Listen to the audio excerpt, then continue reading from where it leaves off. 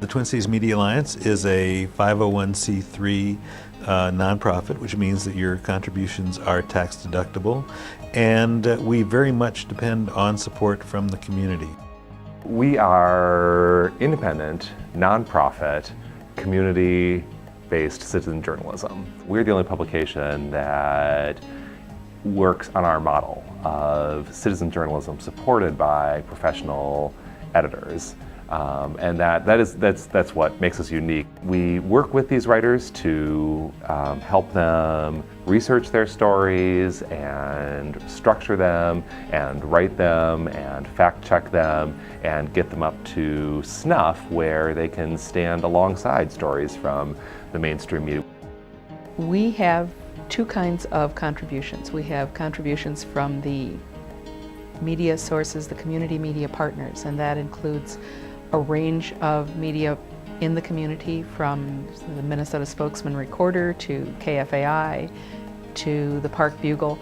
So part of what I do is to gather articles and news publications from those media partners and prepare those for posting on our site. The other part is to assign and edit stories to citizen journalists and people in the community who write for us, as well as receiving contributions that are complete surprise. Somebody sends an article and says, "Can you publish this?" And we look at it and say, "Okay, we can publish it." So we offer courses on all kinds of different things.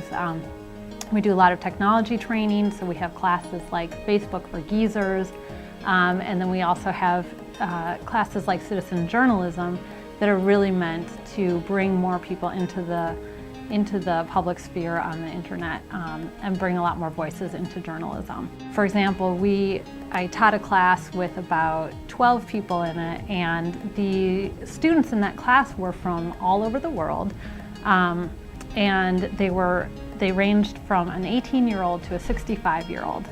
And we came together to talk about citizen journalism. Each student writes an article. All of them had their articles published on the Twin Cities Daily Planet as a result of the class. But more importantly, they started emailing with each other about the issues that they were all interested in. So we had a 60-year-old woman sending articles about elder care to the 22-year-old college student in the class because they were very interested in that topic. So all of a sudden this classroom becomes a space where people are interacting both online and in person and becoming much more civically engaged because they're talking about their community and they're talking about issues that are important to them in the community. And it's a really powerful experience.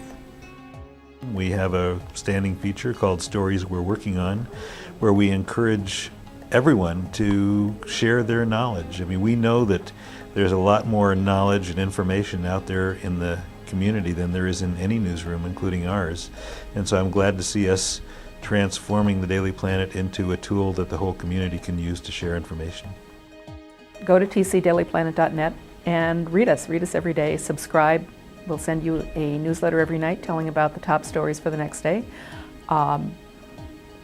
Take a look at the blogs, take a look at the photo galleries and slideshows, and register as a user and start sending us your news. If you register as a user, you can become a blogger and send us your thoughts and opinions that will go up on a blog page. That's your page. You can register as a user and send photos or slideshows. You can send articles. You can post events on the community calendar, because this is your news source.